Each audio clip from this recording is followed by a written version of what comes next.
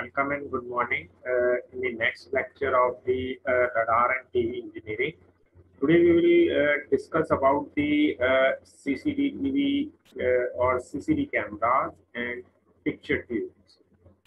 In last lecture, we have already discussed about the TV transmitter and the TV receiver system. In the TV transmitter section, we have already discussed the each section of transmission system or fundamental of the TV transmitters. And in the next section, we have discussed the receiver section.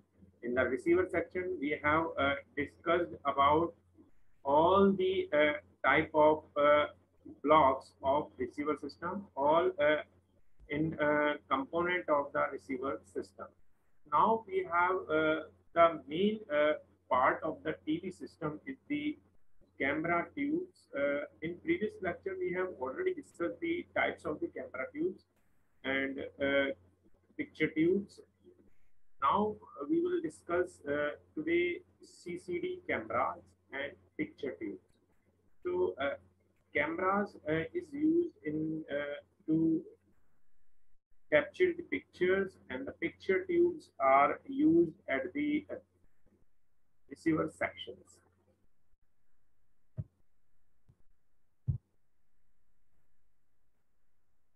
The content of this video lecture is the CCD camera, picture tube, types of the picture tube, construction, working principle of the picture tube. The main objective of this video lecture is to understand the basic fundamental of the camera tubes, to understand the basic concept of the picture tubes. Students will also learn about the working of the picture tube.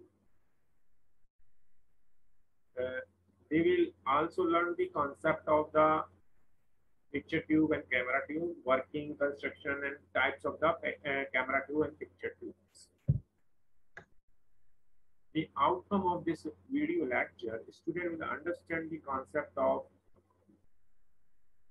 CCD camera. They will also learn the picture tube.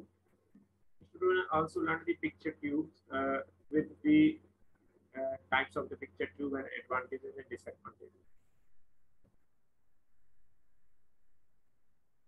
The textbook for the radar and TV engineering, to understand the TV engineering. TV engineering is the second part of our syllabus, that is the monochrome and the color television. Second edition by R.R. Gulati. Other reference books is given for TV engineering. Now we come to the main part or main things of TV transmitter, that is the camera. The main part of the CCD camera is the CCD image sensors. This type of the image sensor, it sends the image. CCD consists of very closely packed MOS capacitors formed by the P substrate SiO2 and the metal gate, which can store or transfer the analog charge signals. The CCD is composed of precisely positioned light sensitive semiconductor elements arranged as row and columns. Each row in the array represents a single line in the resulting image. This is the diagram for the CCD camera. This is shown how the charge is moved from the plus V to node, and the working of this CCD is the application positive potential to the gate. Result development of the depletion region just below them. When we apply the positive voltage to the gate, so there is the depletion region is formed, potential valve just below them. when any image is focused onto the silicon chip, electrons are generated within it.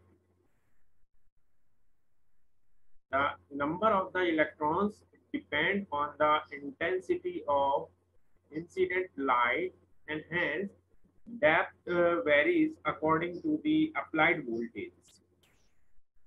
The number of the electron depends on the uh, intensity of the incident light, and hence the depth varies according to the applied voltage. Once reduced, they collect in the nearby potential wells.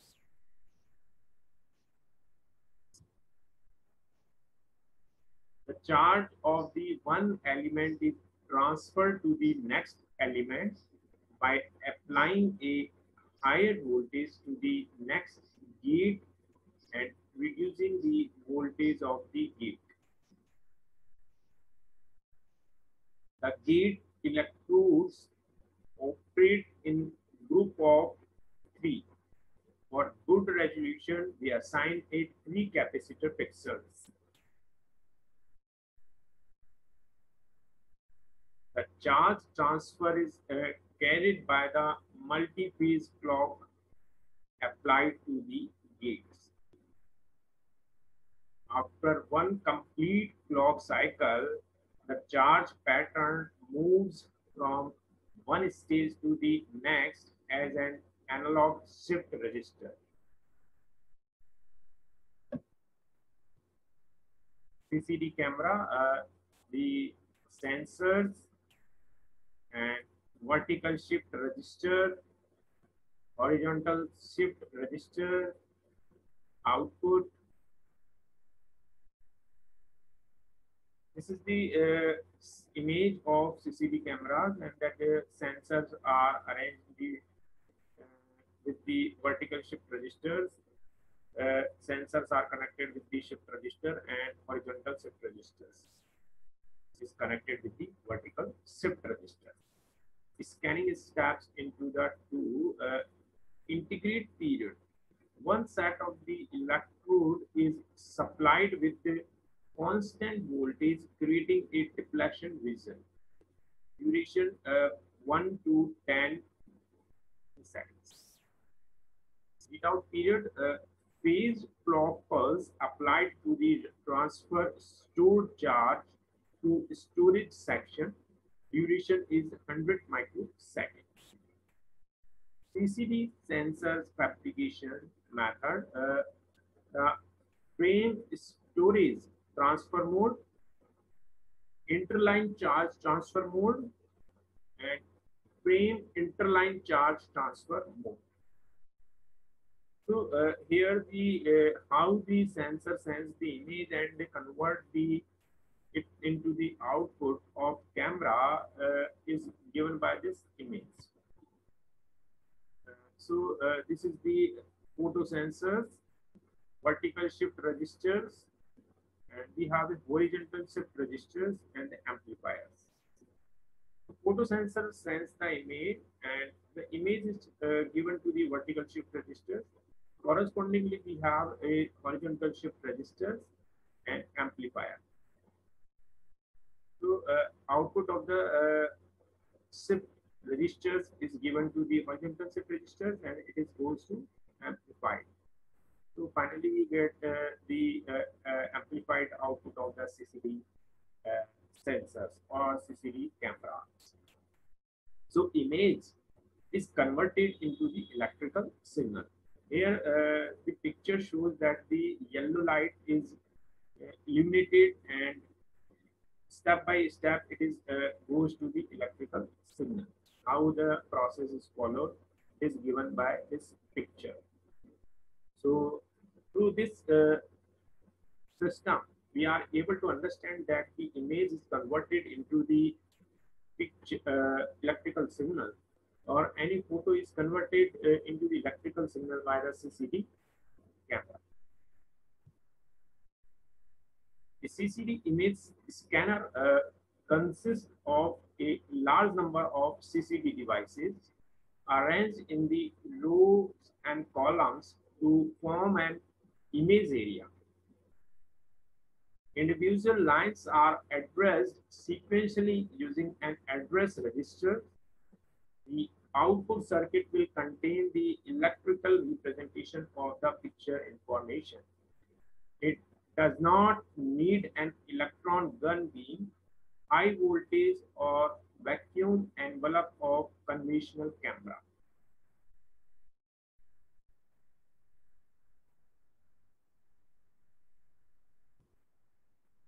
For interlaced scanning in cameras, the charge transfer to the vertical shift register is accomplished in two stages. The odd number rows followed by the even rows. Next, the charges in the vertical register are shifted into the horizontal shift register and clocked to the CCD output. All the odd rows are clocked out first or filled, followed by all the even rows even filled. The rate at which the charge from the horizontal shift register is clocked out is governed by the number of the element pixels per row and video standard the camera complies with.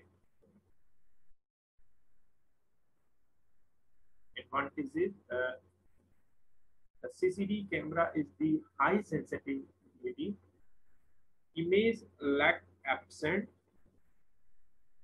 means lagging of the image is absent in this because it has high sensitive type of the camera. The spectral response is very good. Sensor withstand excessive illuminations. No geometrical distortion or non-linearities. Lightweight and low power.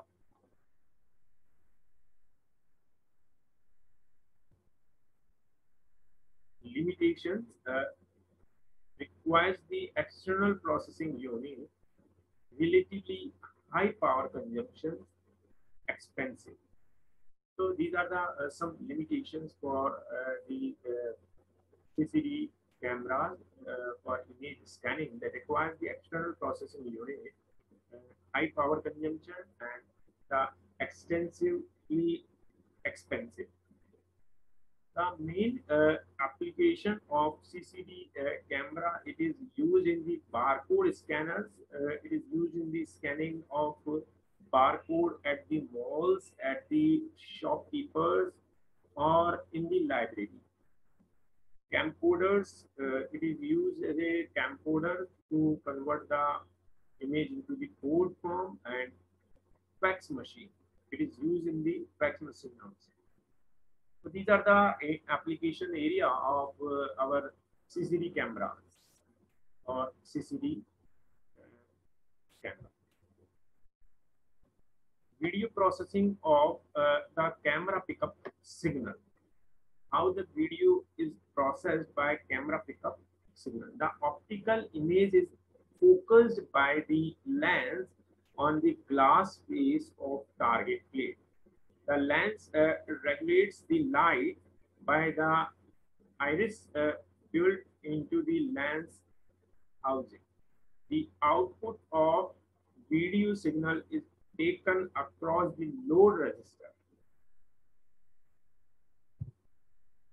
So this is the image, how the video signal image is processed and converted into the video signal by CCD or any type of the camera tubes.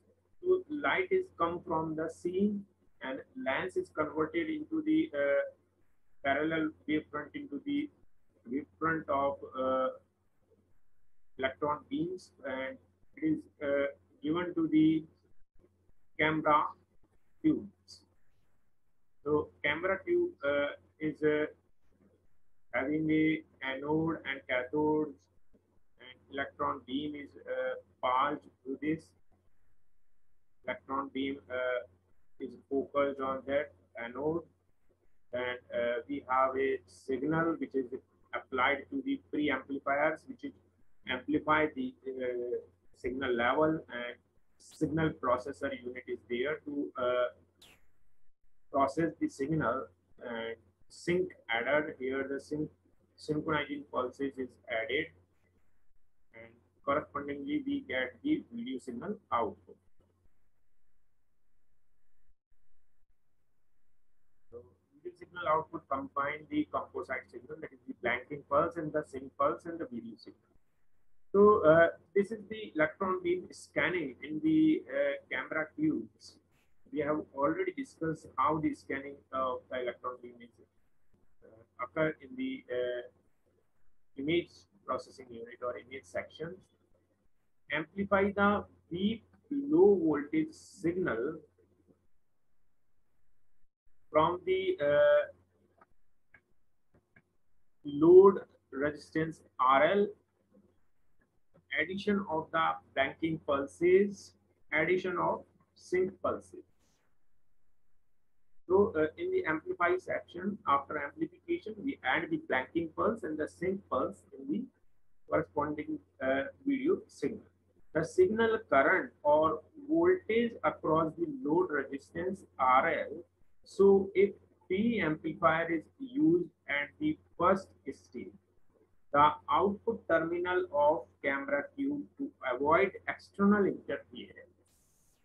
The second stage, we are using the signal processors to add a blanking rise during the horizontal and the vertical retrace interval. Sync adder circuit is used to add the synchronizing pulses. The output waveform has a voltage of about IV peak to peak voltage, that is across 75 ohms as shown. That is shown in the figure, that is the 75 peak to peak, 75%. That is be located at some distance from the camera. A principle of the working and block diagram of color TV camera. Now we have a TV camera. The construction, working, and all things are same as CCD camera. So before going to start the particular camera, we'll learn about the fundamental of the color TV cameras. A color camera tube is used to split the optical image into the primary colors. Means any optical image is converted into the three primary colors. A special type of the mirror called dichroic mirror is used to split the image into the colors. So there is a camera dichromic mirror, and the light from the picture and lens assembly. This assembly, color conversion and natural density filters. Then we have a dichromic mirrors, and this mirror is converted the image or picture signal into the, or light from the picture is converted into the three output, that is the red cameras, that is VR, green camera, VG, blue camera, VB. So red, green, blue, these three voltages developed through the three mirrors.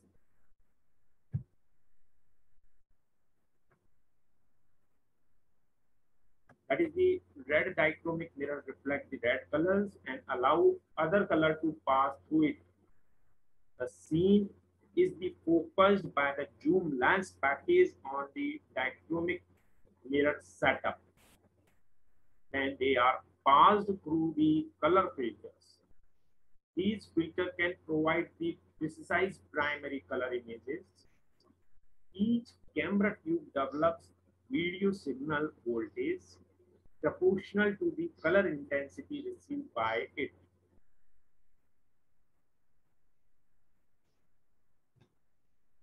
The video preamplifier amplifies the VR, VV, VG. Three voltages signal. In the output stage, a resistance network is used to generate the luminous signal and color signal. So resistance value are so related such that the luminous signal Y equal to the 0.3 R plus 0.59 G plus 0.11 B if only red color light is focused, then we have only the red camera output VR.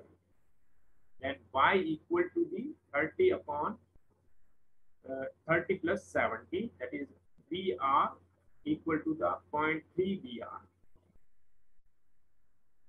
So this is the equation or the value of prominence signal. Picture tubes. In the next section, we have a picture tubes. So camera tube is a tube or device which convert the image or the light signal into the composite video signal. And picture tube is a device or tube as a CRT which develops the picture at the screen through the electrical or video signal. The size of the picture tube is generally denotes the diagonal length. The size of the picture tube ranges from 1 inches, that is to 30 inches or more. So 30 inch equal to the 76 centimeter, because the 1 inch is correspondingly completely 2.5 centimeter, equivalent to 2.5 centimeter. And so we have a picture tubes of 1 inches to the 30 inches or more than 30 inches available nowadays. Most of the commonly used tubes in the black and white TV and the color TV are 51 centimeters and 36 centimeters screen size. And this size is measured in the diagonals, always. So black and white TV is available into 51 centimeters, and the our color television is available in 36 centimeters. The tube example is the tube 500 AMP4 has the diagonal length 500 millimeters, that is 20 inch. The last alphabet P specify the screen is the phosphorus screen. Another monochrome picture tube specification is given here, that the commonly used picture tubes manufactured in India and marketed by the BEL, that is Bharat Electronics Limited, are 310 C1P4, 470 C1P4, 610 C1P4, 590 C1P4 picture tubes employs the electrostatic focusing and electromagnetic deflection.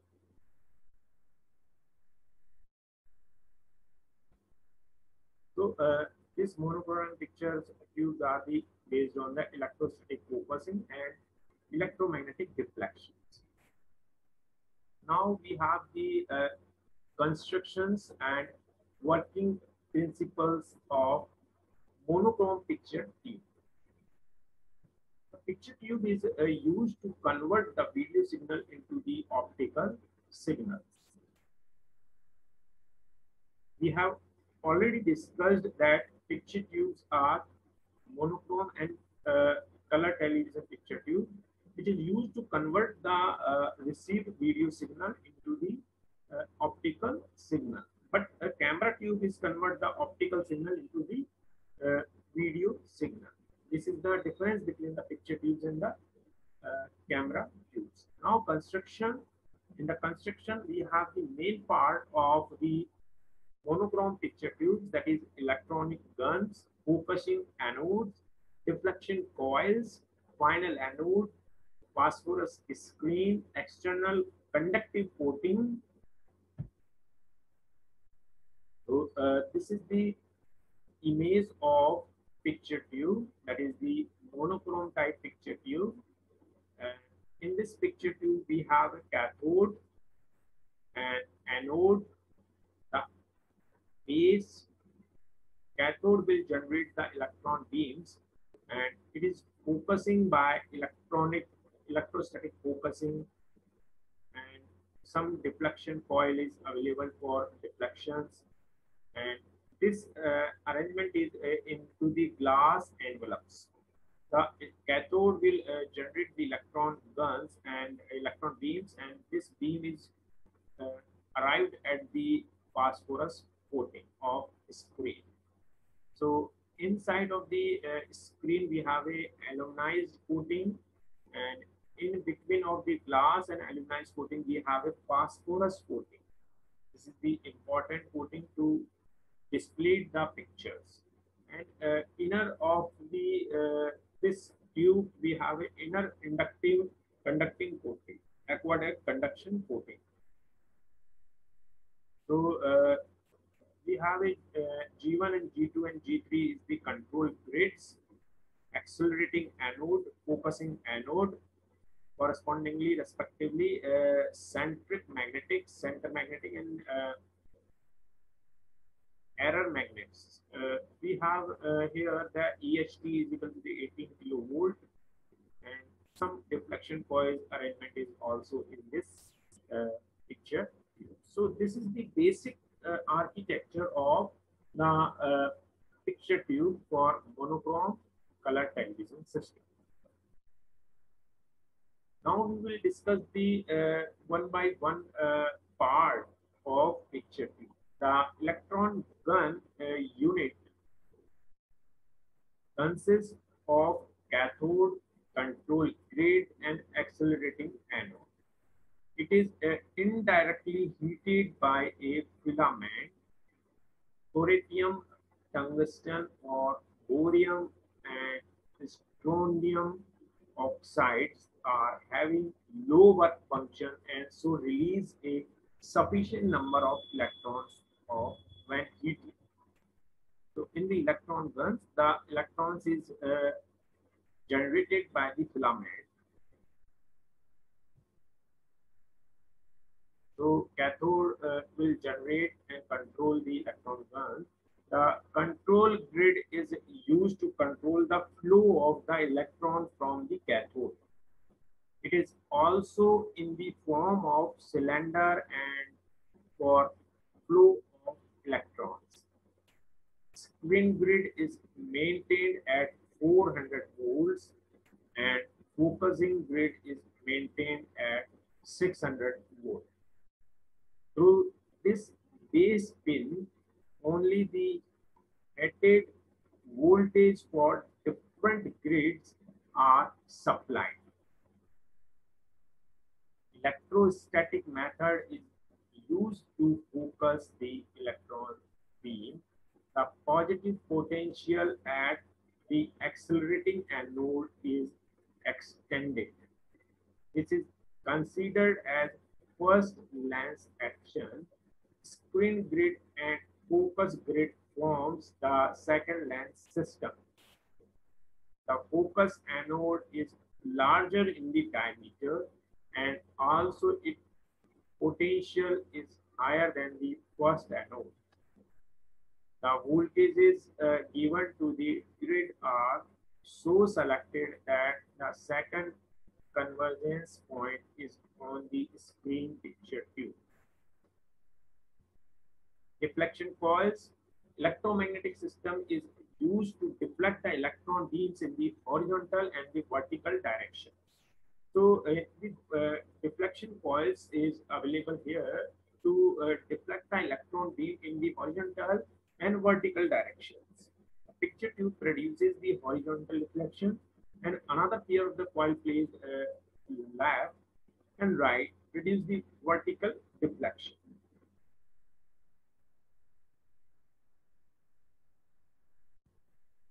The two pair of the coils are collectively called deflection yoke. The deflection yoke, centering magnet and pin torsions magnet are also provided for centering electron beams.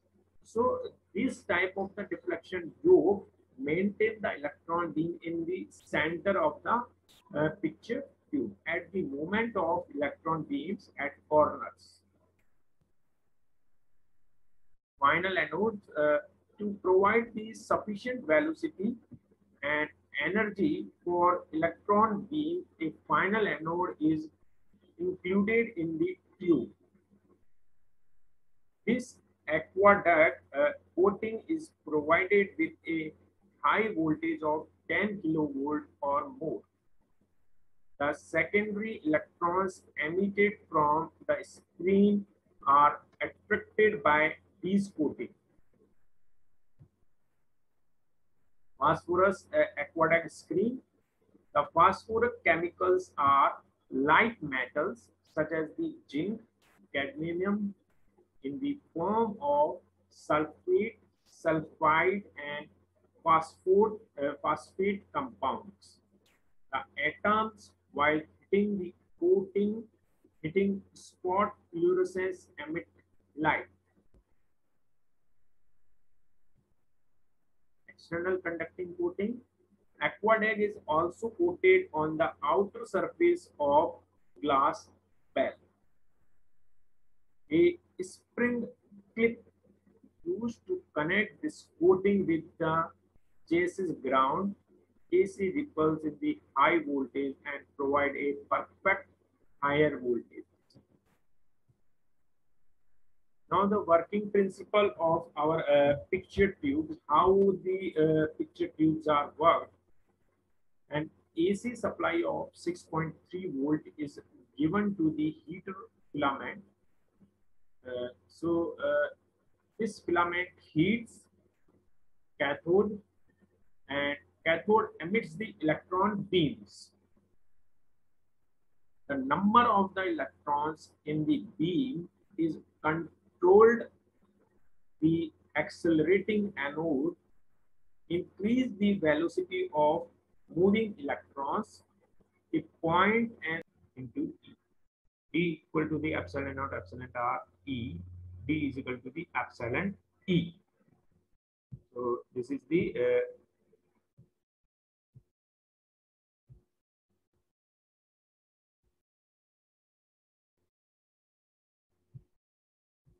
thus the dielectric constant or the relative permittivity of the material epsilon r is the ratio of the permittivity to the free space.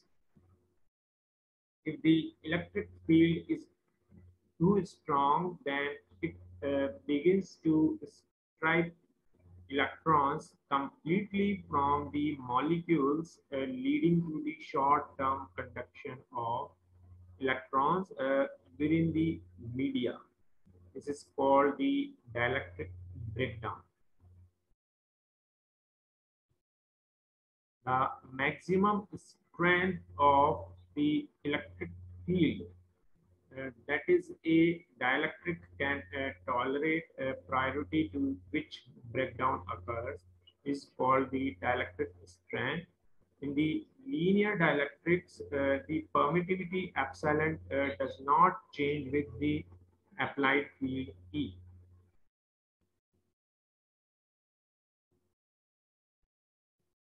Homogeneous dielectric do not change their permittivity from point to point within the material. Isotropic dielectrics do not change their dielectric constant with respect to the direction within the material. Two types of the dielectrics exist in the nature, polar and the non-polar. Non-polar dielectrics do not possess the dipole's moments until a strong electric field is applied. Polar dielectrics such as the water possess permanent dipole moments that further align if possible in the presence of an external field. Next we have a conductor, semiconductor and the insulators.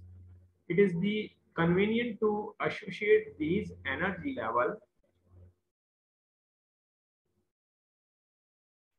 or energy states are permissible in given atom, and an electron must therefore absorb emit discrete amount of the energy or quanta in the passing from one level to the another level. In a crystalline solid such as a metal or a diamond, atoms are packed closely together. Many more permissible energy levels are available because of the interaction forces between the adjacent atoms.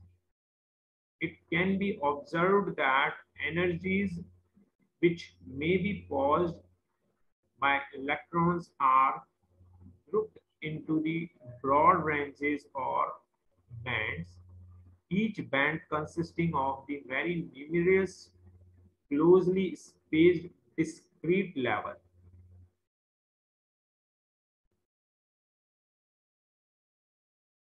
At a temperature of the absolute zero, the normal solid also has every level occupied, starting with the lowest and proceeding in order until all the electrons are located. The electrons with the highest, least negative, that is energy level, the valence electrons are located in the valence band.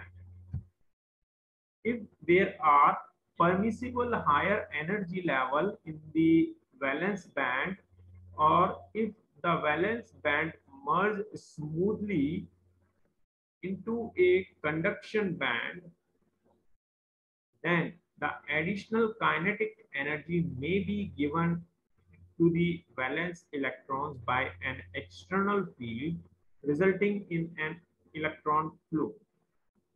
The solid is called a conductor. The filled valence band and unfilled conduction band are shown for the conduction. So in the case of the conductors, the filled valence band and the empty conduction band. There is the no energy gap in the case of the conductors. There is an energy gap in the case of the insulator in between the filled valence band and the empty conduction band. Next, we have the semiconductor materials. In the semiconductor material, we have a small energy gap as compared to the insulator. So there is the small energy gap in between of the filled valence band and the empty conduction band. If, however, the electron with the greatest energy occupies the top level in the valence band and a gap exists between the valence band and the conduction band, then the electron cannot accept the additional energy in the small amounts, and the material is an insulator. The greatest energy occupied to the top level in the valence band, and a gap exists between the valence band and the conduction band. In this case, there is the energy gap between the greatest energy gap between the conduction band and the valence band. The electron cannot accept the additional energy in the small amounts, and the material is an insulator. So this type of the material is known as insulators. The band structure is the indicated in the above figure.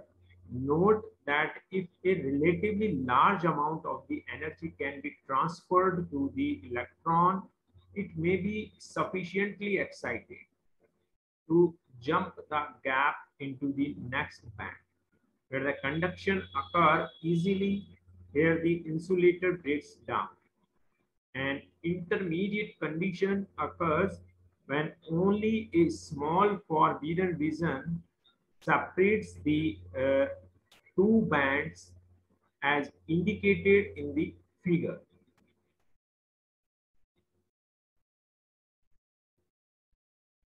small amounts of the energy in the form of the heat or an electric field may raise the energy of the electrostatic, the top of the filled band, and provide the basis for conduction. These materials are insulators which display many of the properties of the conductor and are called semiconductors. So semiconductor have the property of both type of the material, that is the insulator materials and the electric materials. So in this, we have a small energy gap between the conduction band and the valence band. Now, conductor free space boundary.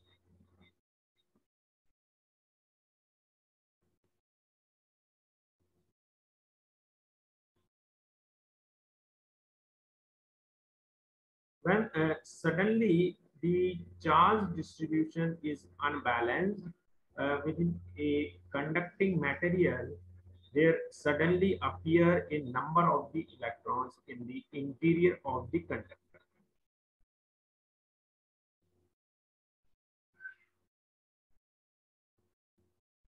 The electrical field set up by these electrons are not countered by any positive charges, and the electrons begin to accelerate away from each other.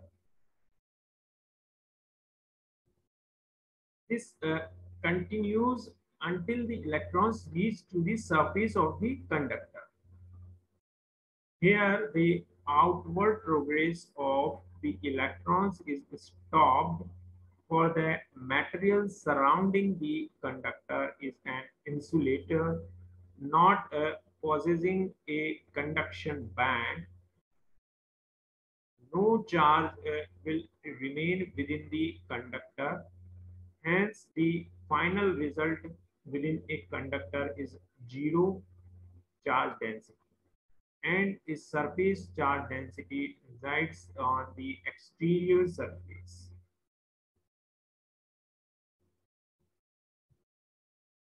Also, for a static condition in which no current may flow, the electric field intensity within the conductor is zero.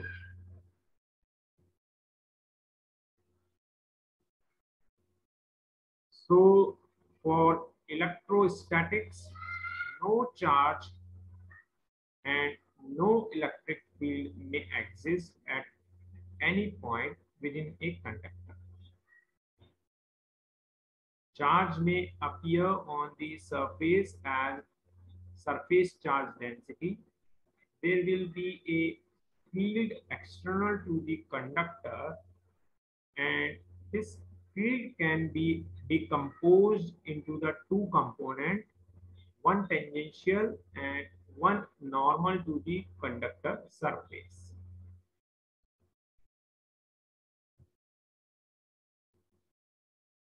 This is the free space conductor.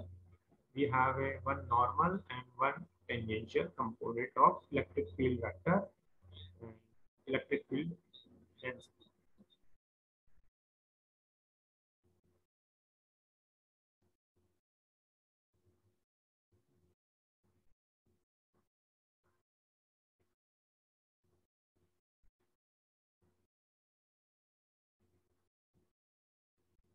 The tangential component is seen to be zero. From this, you are able to understand that the tangential component to be zero. There will be a field external to the conductor, and this field can be decomposed into the two components, one tangential and one normal to the conductor surface.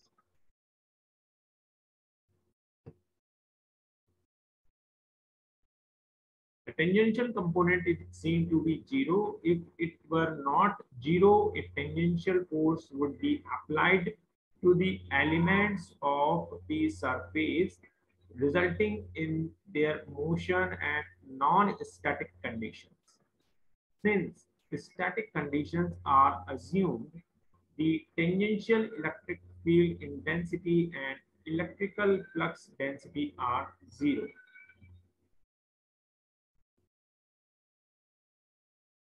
So close integral of E dot dl equal to the zero. These are the relationship from the previous discussion, and E total equal to and delta W equal to zero. Here E total equal to zero. So the product of the E total into delta W equal to zero. Close integral of the D dot ds equal to the Q. Normal component of the D delta S equal to the rho S delta S. Normal component of the D equal to the rho S. This is equal to the dt equal to Et equal to zero. In the summary, the static electric field inside a conductor is zero. The static electric field intensity at the surface of a conductor is everywhere normal to the surface of the conductor. The conductor surface is an equipotential surface. Now, electric field in the material medium. We have discussed the conductor, insulator, semiconductor materials. Now we have to discuss what is the electrical field in the material medium. Consider the charge distributions only in the free space and found its effect in the terms of electric field intensity, electric flux density, electrostatic potential. Now we will consider effect of charge distributions in the material medium. In general, based on the electric properties, materials can be classified into three categories: conductors, semiconductors, and insulators. Electric. In the conductor, we have already discussed three types of the materials: conductor, semiconductor, and insulator. We have discussed all three. Insulator is also known as the dielectric. So we have discussed the basic mechanism of conductor, semiconductor, dielectric materials. In the conductors, electrons in the outermost shells of atom are very loosely held, and they migrate easily from one atom to the other. Most metals belong to this group. The electrons in the atoms of the insulators or dielectrics remain confined to their orbits, and under the normal circumstances, they are not liberated under the influence of an externally applied field. The electrical properties of semiconductors fall between those of conductors and insulators, since semiconductors have very few numbers of free charges. The parameter conductivity is used to characterize the macroscopic electrical properties of a material medium.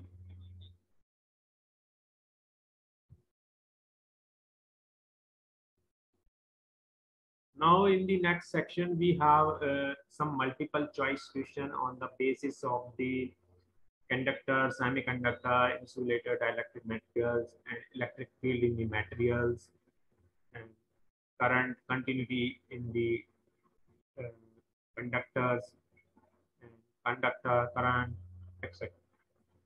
First multiple choice questions: force in a conductor is dash to product of the charges. A. Directly proportional. B. Inversely proportional. C. Not related. D. Cannot be determined. The force in a current carrying conductor is directly proportional to the product of two charges and inversely proportional to the square of the distance between them. Second multiple choice questions. Force in a conductor is to the square of the distance between the charges. A. Directly proportional. B. Inversely proportional. C. Not related. D. Cannot be determined. The force in a current carrying conductor is directly proportional to the product of the two charges and inversely proportional to the square of distance between them. Calculate the force between the two charges having the magnitude 3 nanocoulombs and 2 nanocoulombs separated by the distance of the 2 micrometers. A 13.5 Newton, B 13.5 kilonewton, 1.35 Newton, D 1.35 kilonewton. From the expressions, the F equal to the K Q1 Q2 upon R square, the value of the K being 9 into 10 to the power 9, we get force 13.5 kilonewton. The ratio of magnetic force to the electric force on a charged particles getting undeflected in a field is A 1, B 0, C 2, D 4. When a charged particle is undeflected in a field, the magnitude of the magnetic force and electric force acting on the particle is the same, hence the ratio is 1. If the flow of the electric current is the parallel to the magnetic field, the force will be A 0, B infinity, C maximum, D half the original value. Explanation: the force is a cross product.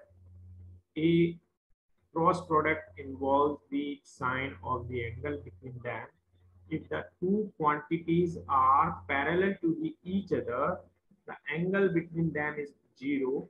Sine 0 is 0, hence force is 0. Multiple choice question number 6. The weakest force in the nature is A. Electric force, B. Gravitational force, C. Weak force, D. Magnetic force.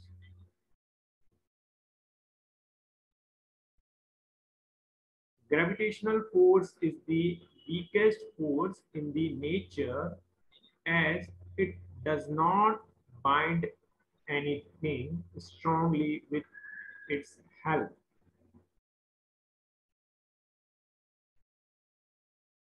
The next question, the relation between the direction of the current and the direction of the force is A. Same direction, B. Opposite direction, C. Perpendicular, D. Unrelated. When a conductor carries a certain value of the current, the force developed in the conductor, the current in the conductor, and the magnetic field in the conductor are mutually perpendicular to each other. By increasing the temperature, the resistance of a conductor A increases, B decreases, C remains constant, D initially increases then decreases. 9. The right hand rule for determining the direction of the induced EMF was introduced by A. Faraday law, Lenz law, Fleming, and Maxwell equations. Last and 10th question. Inside a hollow conducting sphere, A electric field is 0. B electric field is a non-zero constant. C electric field changes with magnitude of the charge given to the conductor. D electric field changes with distance from the center of the sphere.